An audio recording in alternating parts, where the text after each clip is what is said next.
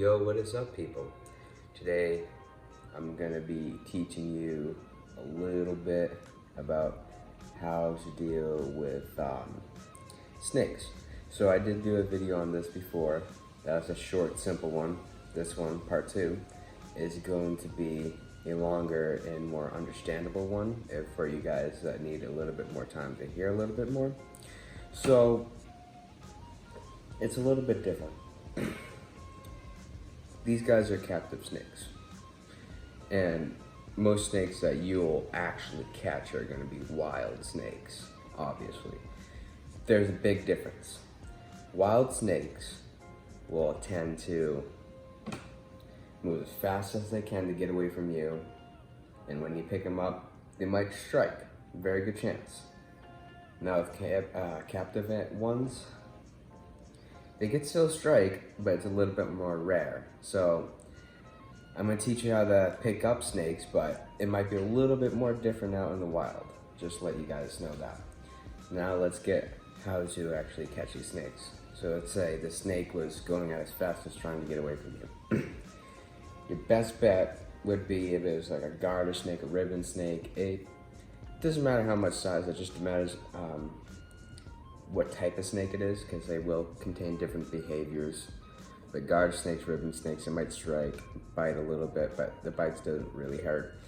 And they're also smaller snakes, so I'd probably go for like the mid-body around here. Pick them up fast as you can. You could also pin them like that, very gently. Do not put all pressure down, because that'll hurt them. Very gently, you pick them up. And you want to use 2 of your hands to let them just calmly go through your hand. So it might not be an instant change, but give it like 5 minutes and they'll calm down a lot more. And sometimes they'll just stay in one hand because they're not very boreal like these, like this snake. So then, if you're dealing with let's say a Nerodia or a Colubridy constrictor, water snake, or racer, one, they're gonna bite a lot. 2, especially racers, they are very defensive snakes while catching them. So for these guys, you could go for the mid body if you don't care getting bit, but it will hurt a little bit, this one. If you don't want to get bit, your best option is don't go for the tip of the tail, but at least kind of like right here and get them. So you could move around, very slim chance of getting bit there. You're pretty good. Let them calm down, and when you think they're ready, put your hand under like this, lift them up, and do the same exact thing. Let them go through your hands. They'll calm down a lot more easier. Even if you wanted, you could sit down like how I am, or crisscross on the ground. Just kind of like hold them, but like let them go low to the ground. So those are your ways of dealing with snakes. But before this video ends, I want to say one thing. This doesn't mean just go outside and catch any snake. 1, because it could be venomous.